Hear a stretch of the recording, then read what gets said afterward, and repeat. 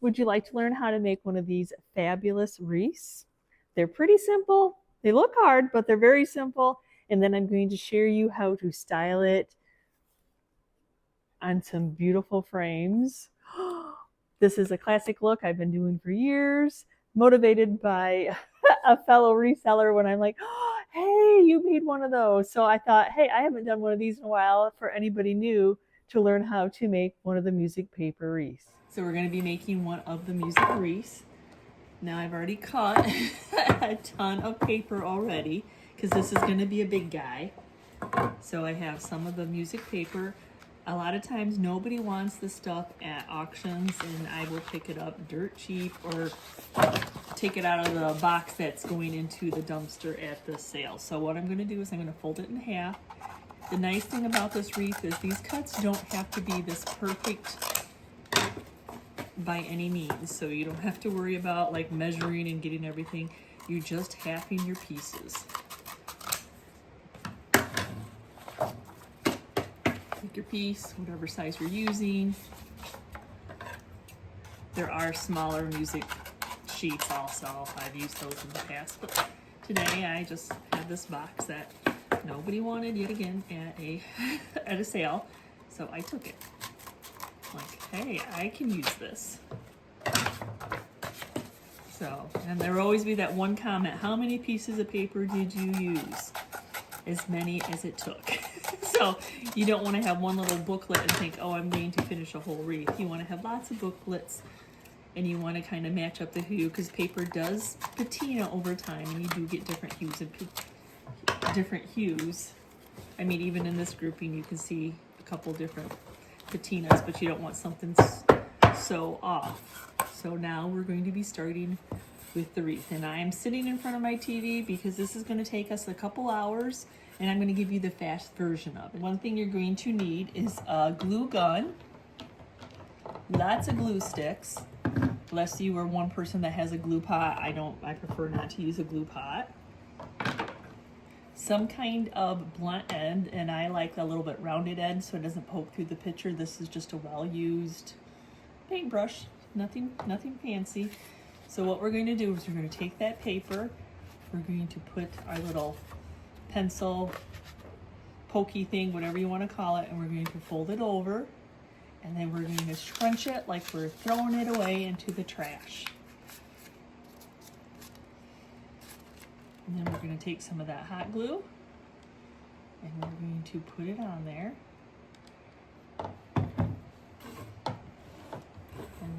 And this is where it takes a little bit of talking to, is now we have to sit here and wait for the glue to dry, to cure, to set up, to, yes. So, and then I have a Ryobi glue gun, so I get to turn mine on and off so that it's not too hot. Hotter it is, the harder it is. But the pokey thing kind of helps you get in there.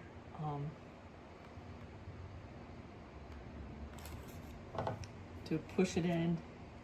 If it wasn't such hard and it was more like styrofoam and didn't have this coating, it would be nice to be able just to poke it right in. I've had ones like that, and that makes it really fast. But we are not lucky enough to have one of those in today's video.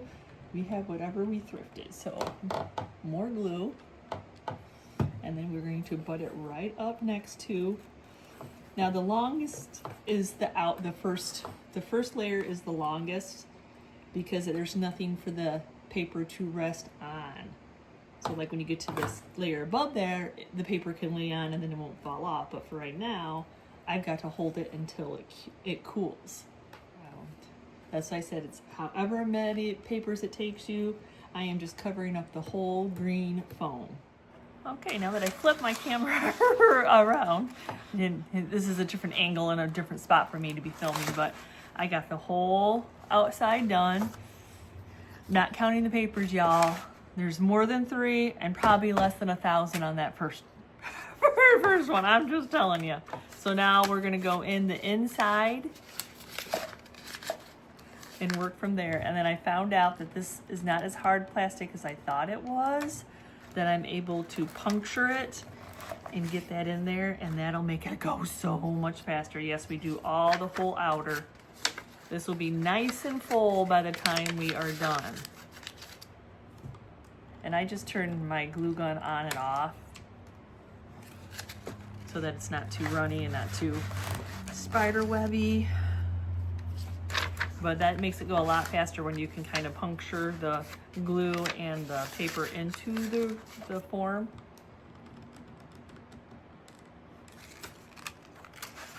And I just try to butt up as close as I can without knocking the other one off.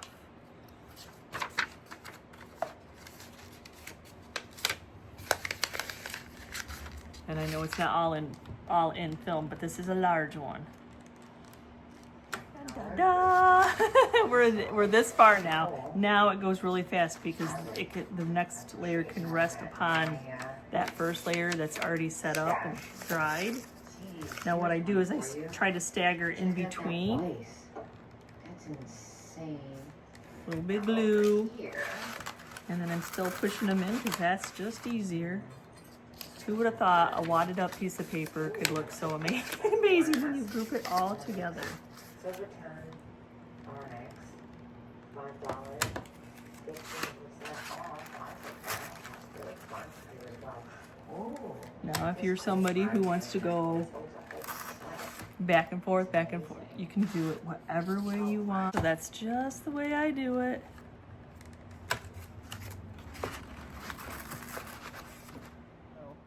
I think this was a mirror at one point that the glass mirror got broken out. So I'm going to make it into a beautiful wall decor. I'm going to back it with some pallet wood. I love the variation of pallet wood, the story that it tells, which it doesn't look great with this beautiful frame, but that detail is amazing. So hopefully I can paint it to pop to match the pallet wood. So first thing, I was going to try to cut out these curves and I'm like, that's above my pay grade.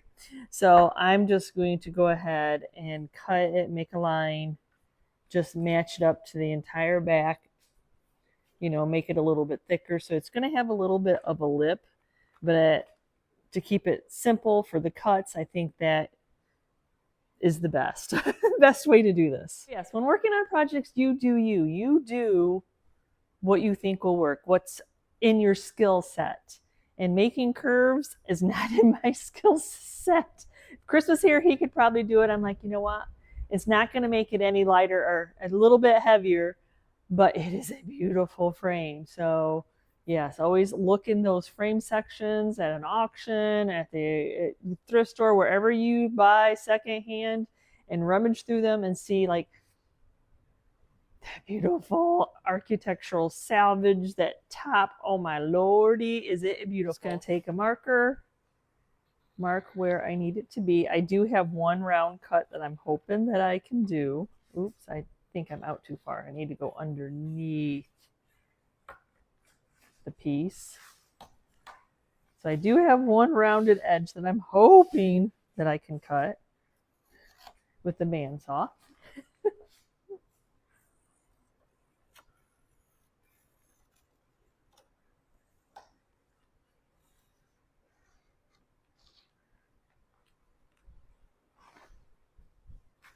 Okay.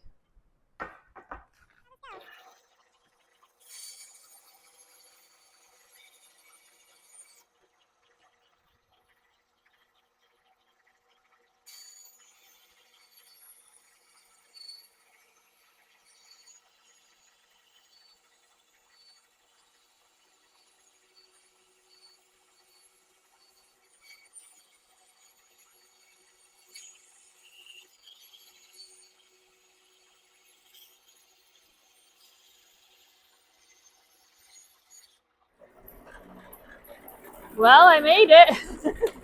Okay, not perfect, but I figured I can sand more of it off as long as I have that shape. Cuts are a little bit easier because I can just go to the chop saw and just follow my guide, my rough cut.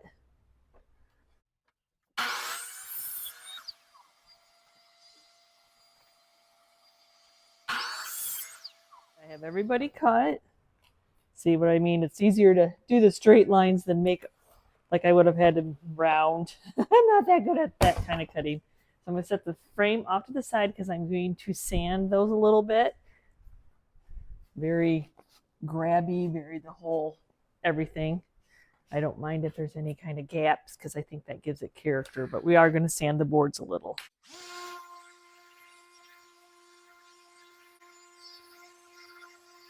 Have a little bit of work to do on the back. There's still nails here. There's a hanging system. So I need to get those out to be able to attach that at least flat to these parts.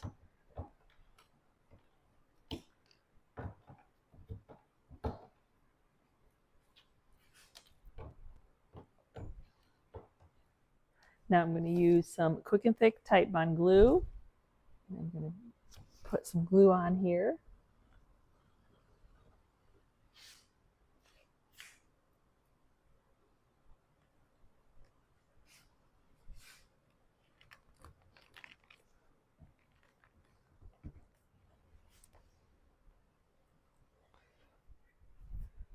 Then I'm going to grab my boards,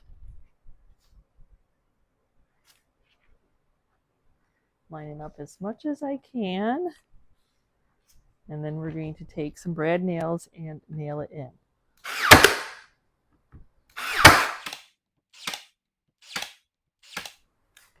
The nice thing about doing it on the thicker part is I have, like this would have been thin and the brads would have probably went through.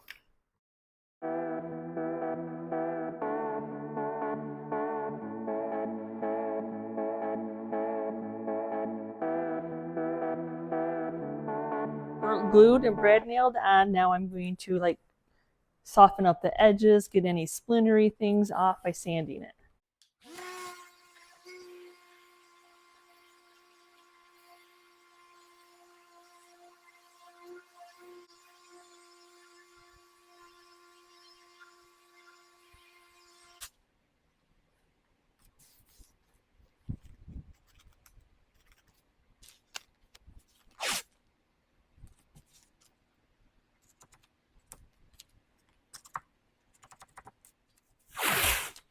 So we're taping off.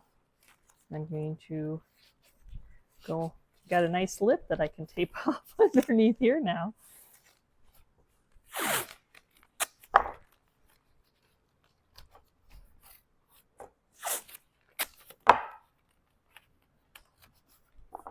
Told you it's beautiful detail. So the things that you don't see is the broken pieces. Something broke here. Something broke here. There was some other detail on there. The shellac that's bubbling up over time where it was nailed into something. There you go, you have more piece. So we are going to be making this chippy and distressed, and that will blend and hide all those imperfections. I'm going to see if I can get this one little chunk off that's not on the other side. That worked. I'm going to get it wiped down as much as I can.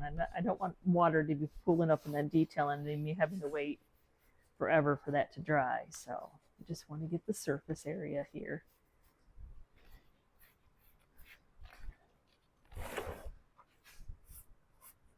I want to give the paint something to stick on, so I'm just going to do some shellac. I know I talked about the shellac coming off of it, but I want to seal in some of that raw wood. I'm hoping to get a chippy finish on this to go with that palette wood.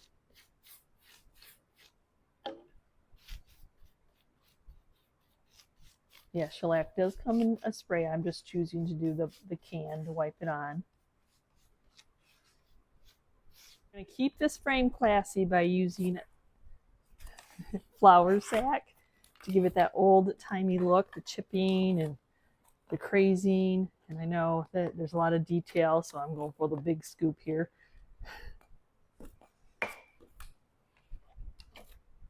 So if you're not used Sweet Pickins milk paint, as you see, it is a powder paint, and you mix it with equal parts water, is the directions, but I shortened the water just a little bit.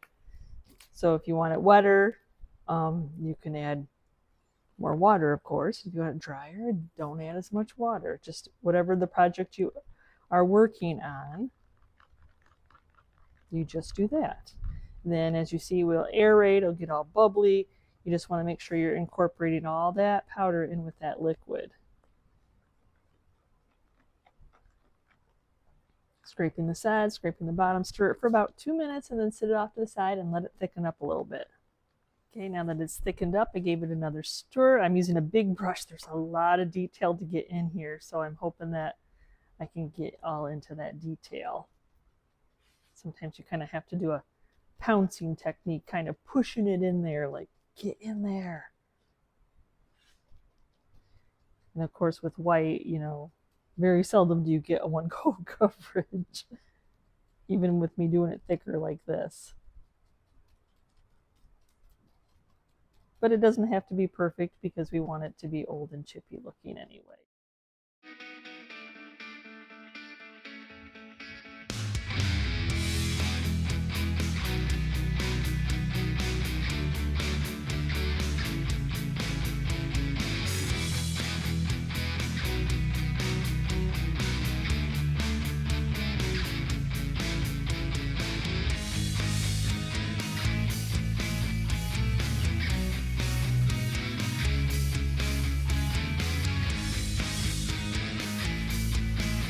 Some amazing things are happening. But as you can see, it's not enough paint though. So, gotta go in with a second coat. But at least I don't have to put as much on with the second coat. Even though you're making it bumpy and all like that, as you can see, it dries, it equals itself out.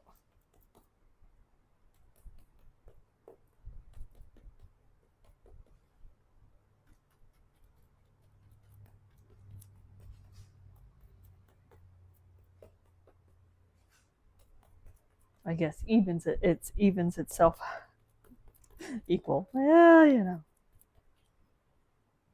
Oh, how wonderful is this? Now, the one thing I'm going to do, I am going to wax this. I need to seal my milk paint in, but I am going to take the sander and distress some of the areas to really give it that old feel.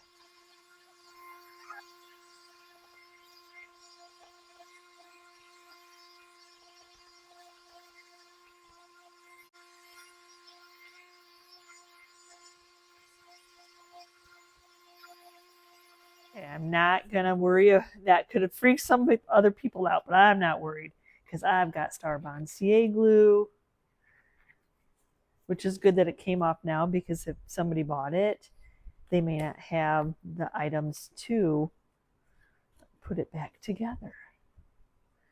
So you just, I could spray it, but I don't want to mess up the paint. The cracks, no big deal whatsoever. That's there. Just adds more character to it. I need to seal my paint in, and instead of trying to carry this big beast into my spray room, I'm going to seal it in with some clear coat.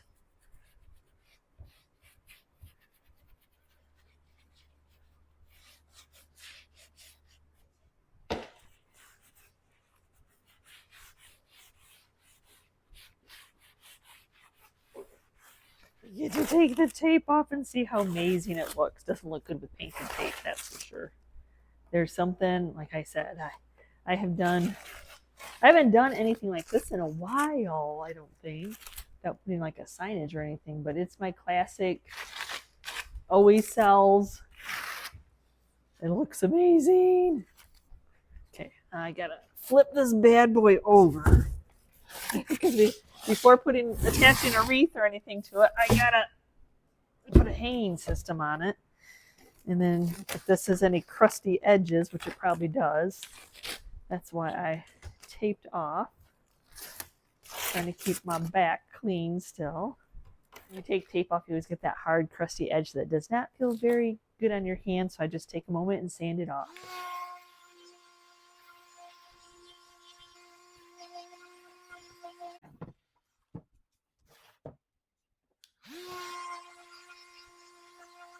I made this turn into a beast. That means it is heavy, it is large.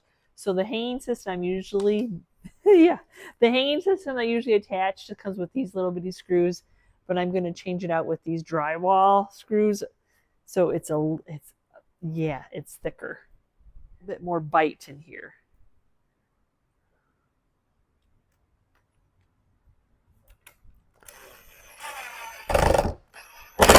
Okay, now I'm just going to use some 17 gauge wire. You want to give a good hanging system on something that's heavy like this.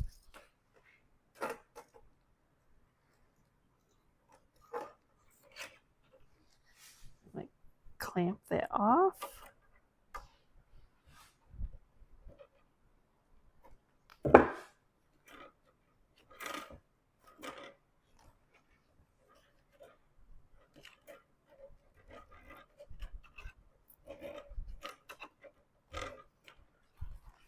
This is what it looks like when it's all done.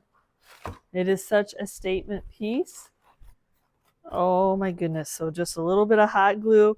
Sometimes I have hung it from a hook, but I don't think I'm going to. I think this is a classic. It's a beautiful, nobody's going to change this. Why would you? I leave my music wreath up all year long, so I'm going to actually hot glue it on. For this bigger guy to glue them on, I am going to, I can't really see over it. I'm just going to kind of tape off in the general vicinity that I need to set it down at when I get the hot glue on there.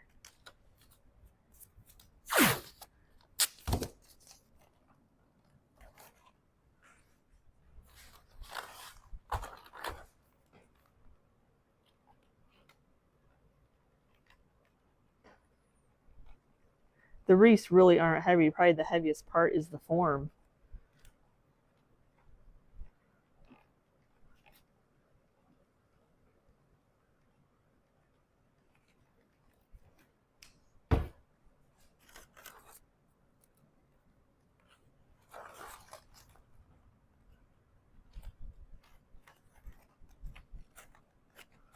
Okay.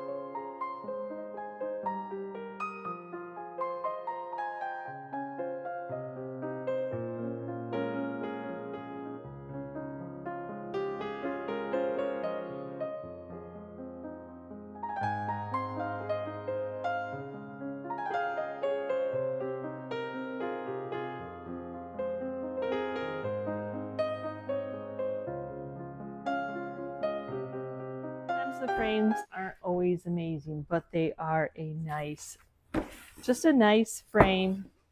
Outdated, dusty, dirty, sun faded artwork. So actually I'm just going to be using the frame. So I need to first take that artwork out, which is just a print on a piece of board.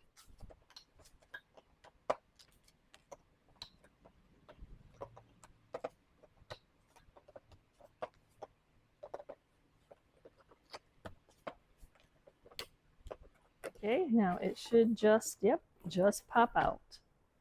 So I'm going to go ahead and that had a lot of dust on it, so I thought, I'm going to go ahead and get this dusted off.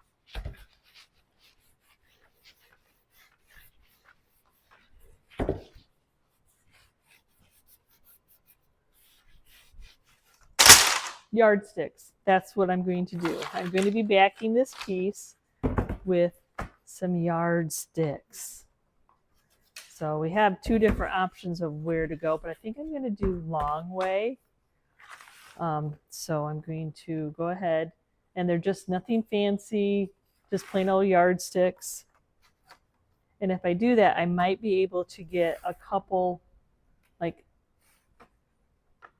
2 rungs off of this. Called rungs. I'm going for that. So, and these are pretty easy to cut. Okay, so I'm going to mark off where I want to cut it.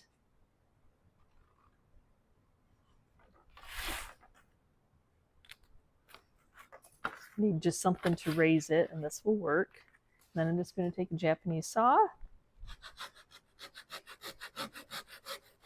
Sometimes if you try to use a chop saw, miter saw, bandsaw, it just will end up shredding it. But the Japanese saw works just fine. And then you can just break that last little bit that doesn't want to go any farther, and then it fits. So even though I'm not going to use coordinating, like I'm going to try to flip-flop them, I still need to cut a whole bunch to fit into here. Just give me a general guide. And then just keep on cutting. Very good. Just snap that at the end. And I guess if you, I'm like, why am I making a mark when I can just follow the mark to begin with? And then since I am using a shorter Japanese saw, I can put pressure on both sides and I'm able to cut it that way. I wasn't sure. You have to respect sharp objects. We like our hands. And that seems to be working too. But of course, I have one little spot. So we're going to take one, kind of offset it there.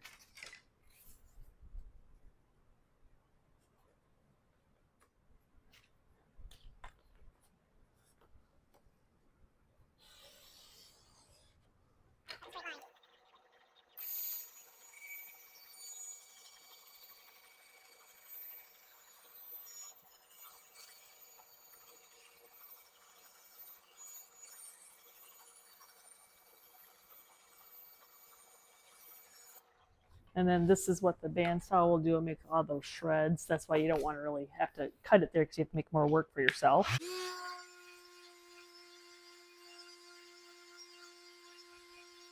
Okay, now that I've got them all cut, I want to add some more age. You know, they're all different hues and stuff like that. Well, not all, but I want to give them some age. I have Waverly Antiquing Concoction. So it's Antiquing Wax by Waverly and ink chalk paint.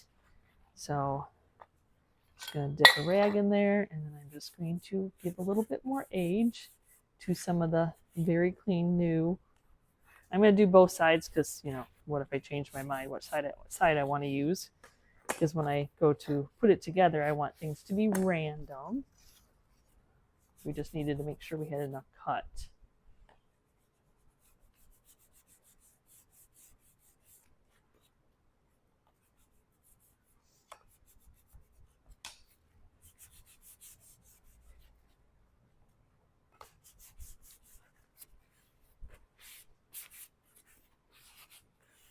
Okay, now we're going to start to lay them out. Like I said, I don't want like the ones I cut off each other to be next to each other. We want it to seem random. Unfortunately, I do have a few of the ones that are similar, but I don't think it'll be any big deal to be able to separate them.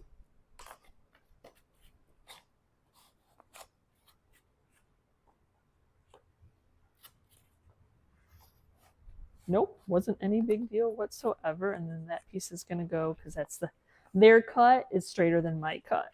I'm going to run a bead of glue.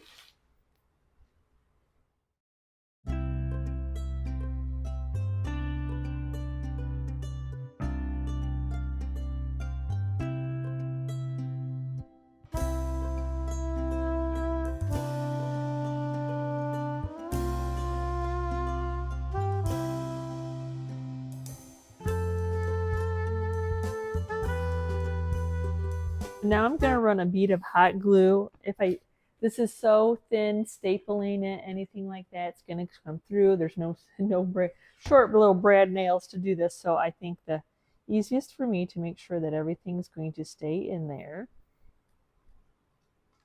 is just doing some hot glue. I think my yardsticks are dry enough now. I can tape on here.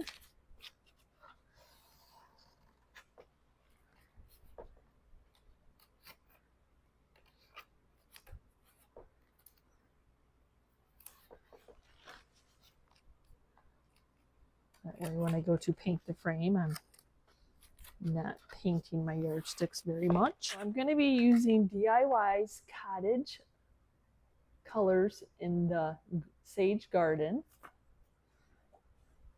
Ooh. But I didn't shellac this. I didn't do anything. I do want it to be a little bit chippy to go with the age of some old yardsticks. I'm going to use Sweet Pickins beeswax, which is always so pretty when it first comes, but once you've used it all, yeah. Anyway, so I'm just going to rub it on here and there. See what kind of chippy I have good luck with beeswax and the Cottage colors. For some reason, they blend well together. Or don't blend. That's the thing. You don't want them to blend.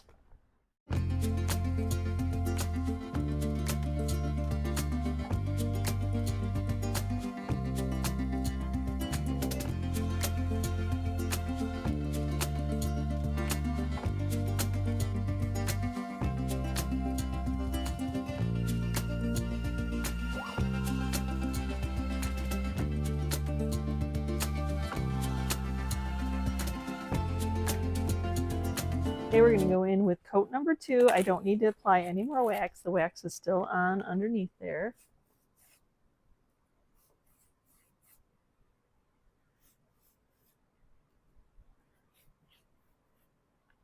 Okay, my second coat is dry. I have some 220 sandpaper. Let's see what chips off.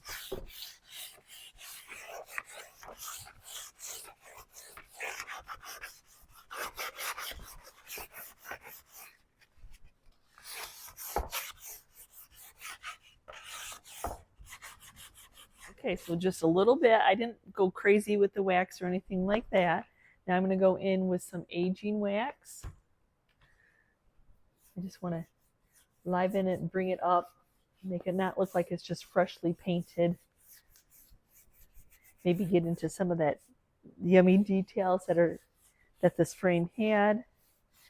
Taking what was kind of just a boring frame and just taking it to the next level.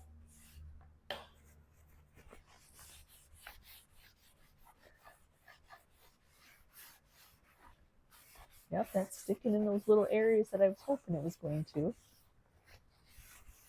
Yay! I do love the color. I love the color of the paint. I love the color of the sticks. Might be a little biased because I'm the one that created it, but you'll have that.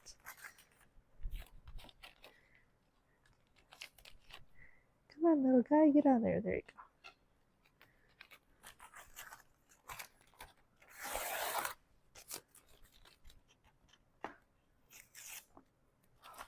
Beautiful. Now we just need to put a hanging system on this. And making sure it goes the right way. Kind of weird because, yeah, I painted one coat on the... You don't really see it too much from the side, but just in case you did. So I am just going to...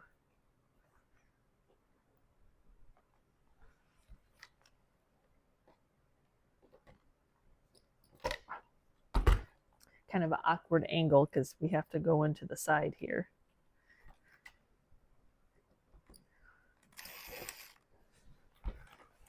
Maybe get my shop at a different angle.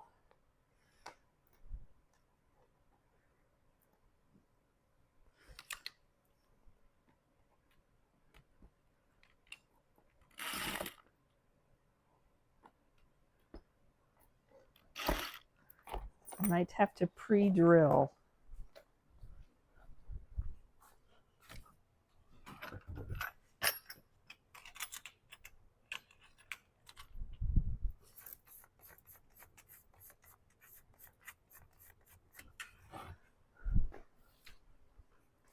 Sometimes if you can't get your screw to go in, you just need to pre-drill your hole, depending on whatever the material is, which I think it's wood, but I can't say for sure.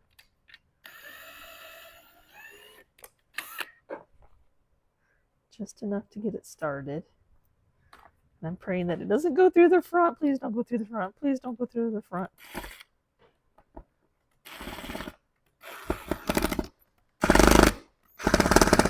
Now, I toyed with putting a piece of cardboard on the back of this, or like, you know, the carpenter's paper that I usually use, but I don't know. I think the hot glue's fine. I like seeing both sides of that yardstick. You know when you know.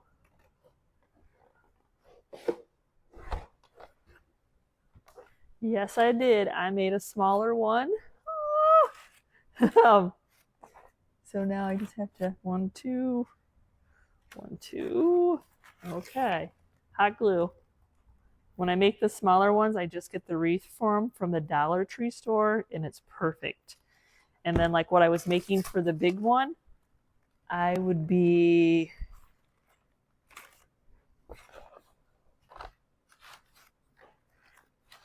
halving that size of paper for a smaller one.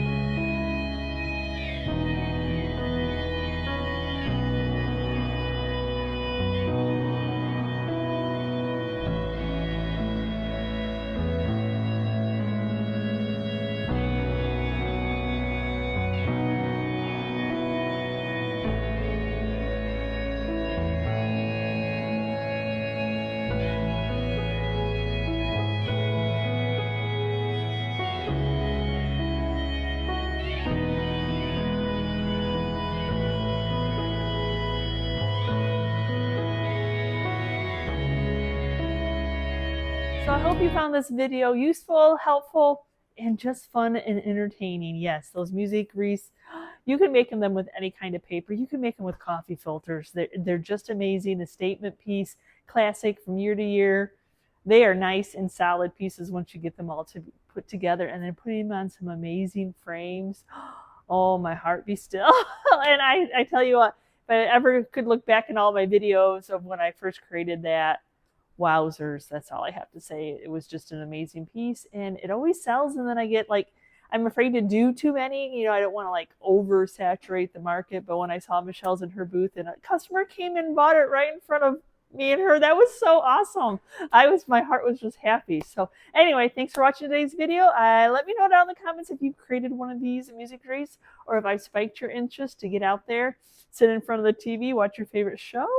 Hopefully GingerChickRehab, The Journey, or this channel while you're creating. So thanks for watching. We'll see you next time, and you can see what I'm up to. Bye.